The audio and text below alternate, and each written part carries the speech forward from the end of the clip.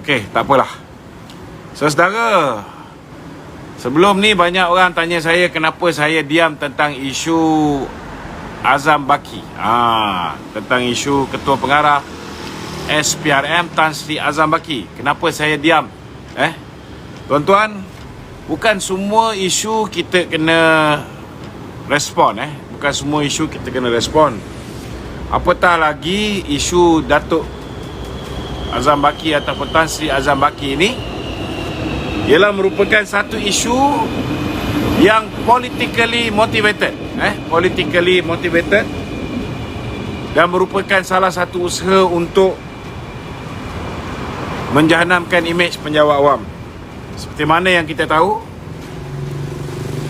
benda ni berlaku pada 2009. 2009 lagi Tan Sri Azam Baki telah pun memberikan kebenaran kepada adik beliau. Saya dah tengok dokumen-dokumen berhubung dengan isu ni.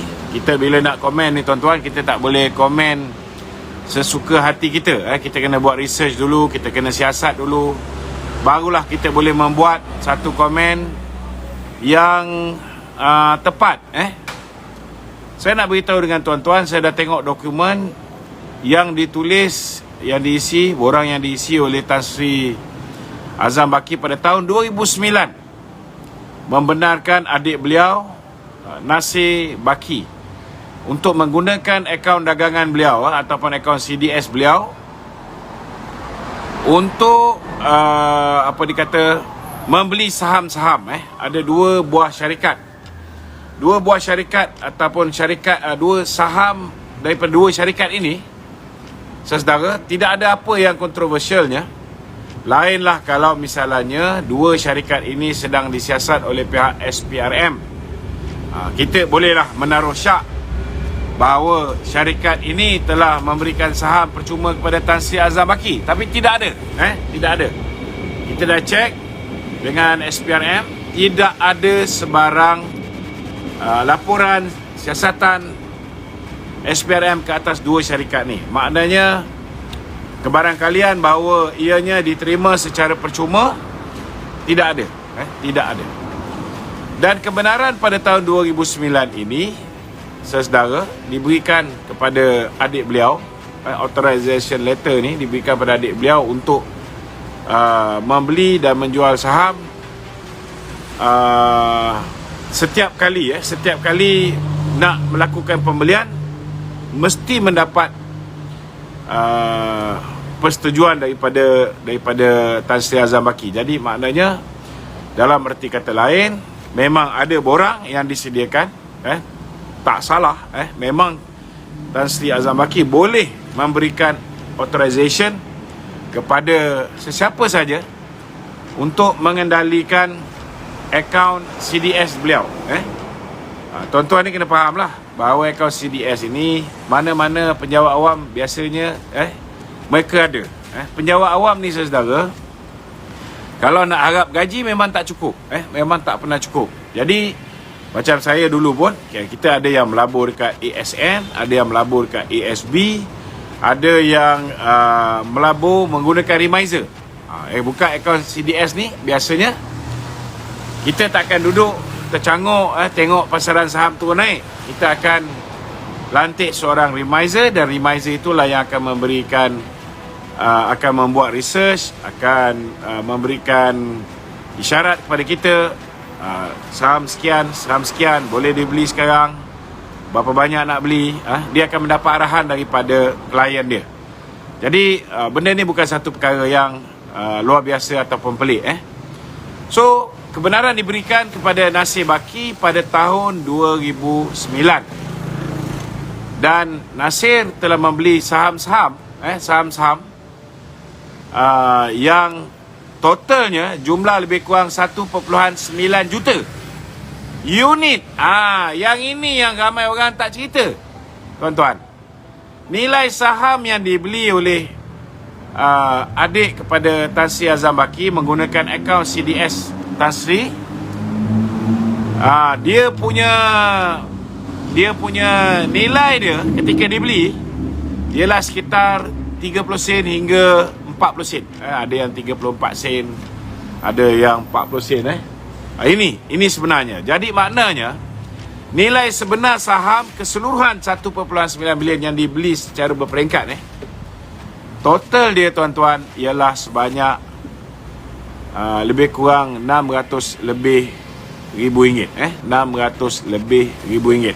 Tak banyak lah. Tidak banyak. Tidak banyak. Jadi saya nak beritahu dengan tuan-tuan,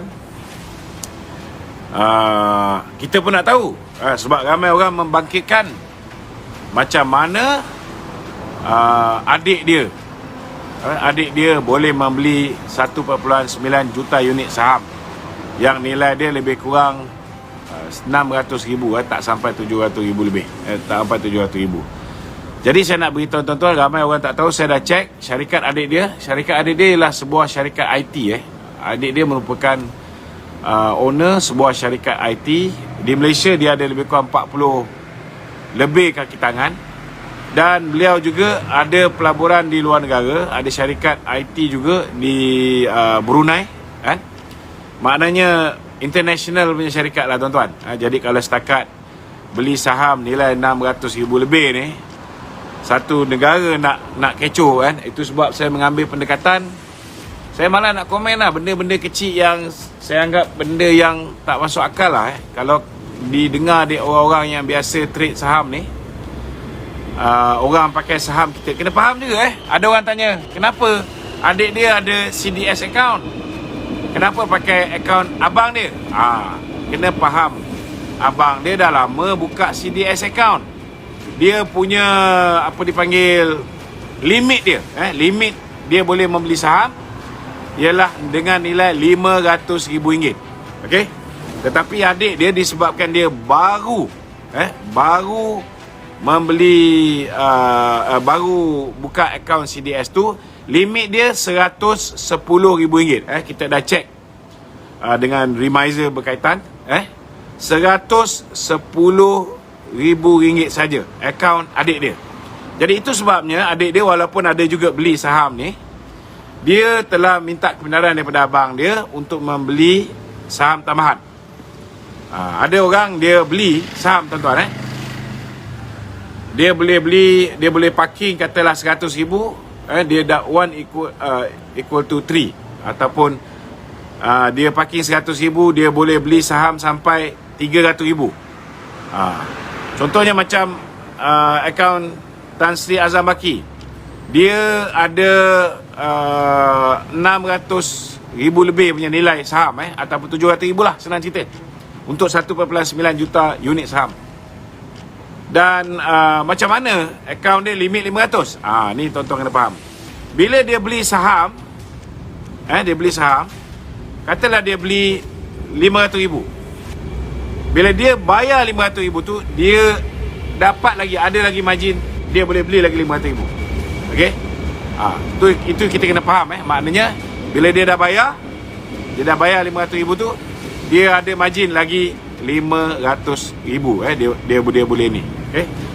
Kalau kita dah bayar tak ada masalah. Tak bayar, yang tu yang kita tak boleh beli lebih daripada apa yang kita dah beli, tuan-tuan. Okey. Kenapa saya tak mau cerita benda ni, tuan-tuan? Sebab benda ni, macam saya cakap, kebenaran diberikan pada adik dia 2009. Dan kemudian transaksi membeli saham ini berlaku 2012 sampai 2015, lebih kurang. Dan 2016 Tan Sri Azam Baki telah pulangkan, maknanya semua saham-saham ni telah dipulangkan kepada adik dia. Maknanya bila beli tu dia gunakan akaun, dia bukan beli daripada individu, tuan-tuan. Ini beli di pasaran market terbuka lah, maknanya beli menggunakan remiser. Siapa yang tahu tentang saham ni, kita tahulah. Ini bukan ada orang bagi saham ke apa, ini beli menggunakan remiser. Beli, lepas tu bila dah dapat saham tu, saham ni bukan beli untuk di trade, bukan untuk short selling. Ada orang dia beli saham, harga naik dia jual, dia beli saham, harga naik dia jual. Okey, adik dia ni dia beli saham, dia simpan. Dia meniaga IT, ada lebihan duit dia, Dia beli saham, dia simpan. Jadi selepas selesai proses pembelian saham menggunakan akaun CDS abang dia ni, abang dia pun transfer 2016 tu transfer kan ni. Okey. Benda ni berlaku zaman Tan Sri Shukri Abdul merupakan bos kepada Tan Sri Azam Baki. Masa tu Azam Baki dia sebagai head department apa dipanggil, siasatan tak silap saya siasatan. Dan dia punya direct boss ialah Shukri Abdul, ketua pengarah SPRM sebelum Latifah Koya. Dan pada ketika itu ketua Pesuruhjaya SPRM ialah Tan Sri Abu Kasim. Dan kita dah cek juga, Tan Sri Azam Baki telah pun memaklumkan bahawa akaun dia ini telah digunakan oleh adik dia, dan dia membeli saham. Jadi benda ni dah ada dalam pengetahuan Tan Sri oleh Datuk Seri Shukri Abdul, dan juga ada dalam pengetahuan Tan Sri Abu Kasim. Jadi ini kita kena faham. Tapi persoalan dia, kenapa sekarang 2021 benda ni meletup? Dan sekarang ni 2022 benda ni lagi meletup.